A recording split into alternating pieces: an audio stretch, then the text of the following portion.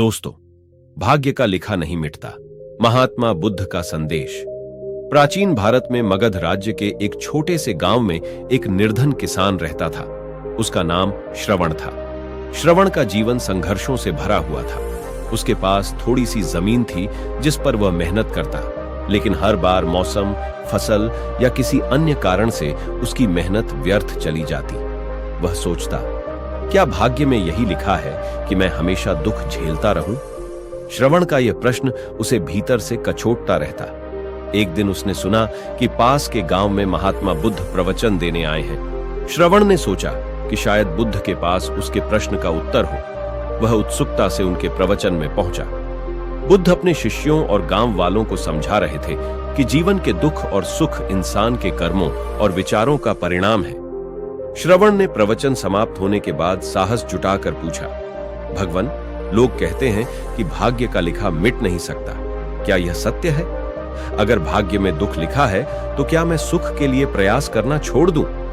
महात्मा बुद्ध मुस्कुराए और बोले, तुम्हारे प्रश्न का उत्तर मैं एक कहानी के माध्यम से दूंगा। ध्यान से सुनो। कहानी कुम्हार और मिट्टी। एक बार की बात है, एक कुम्हार ने मिट्टी का ढेर लेकर उसे घड़ा बनाने के लिए तैयार किया। उसने मिट्टी को अच्छे से गूंथा, उसे चाक पर घुमाया और सुंदर घड़े बनाए, लेकिन उनमें से एक घड़ा थोड़ा टेढ़ा बन गया। कुम्हार ने सोचा, यह तो बेकार हो गया, इसे बाजार में कौन खरीदेगा? फिर भी उसने घड़े को धूप में सुखाया और भट्टी में पकाया।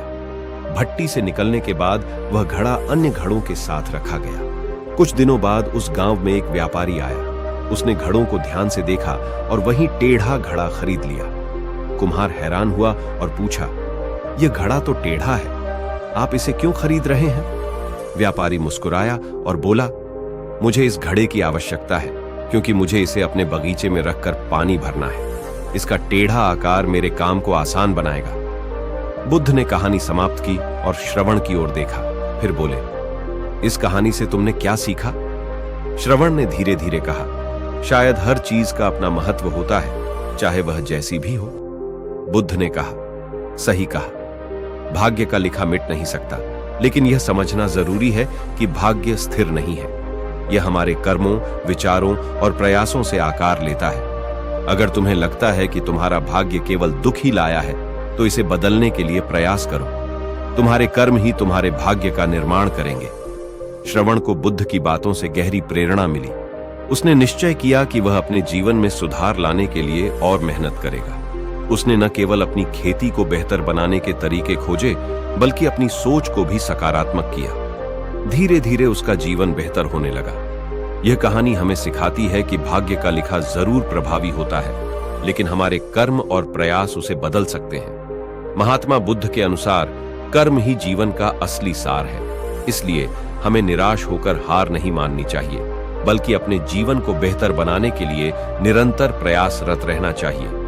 निष्कर्ष, भाग्य का लिखा अवश्य सत्य हो सकता है, लेकिन इंसान अपने कर्मों और सकारात्मक सोच के बल पर इसे बदलने में सक्षम है। महात्मा बुद्ध ने यही सिखाया कि दुख और सुख हमारे जीवन का हिस्सा है, लेकिन हमें इनसे हार नहीं माननी चाहिए। जीवन में संघर्षों का सामना करते हुए अपने भाग्य को बेहतर बनाने के लिए प्रयास करना ही सच्चा मानव धर्म है।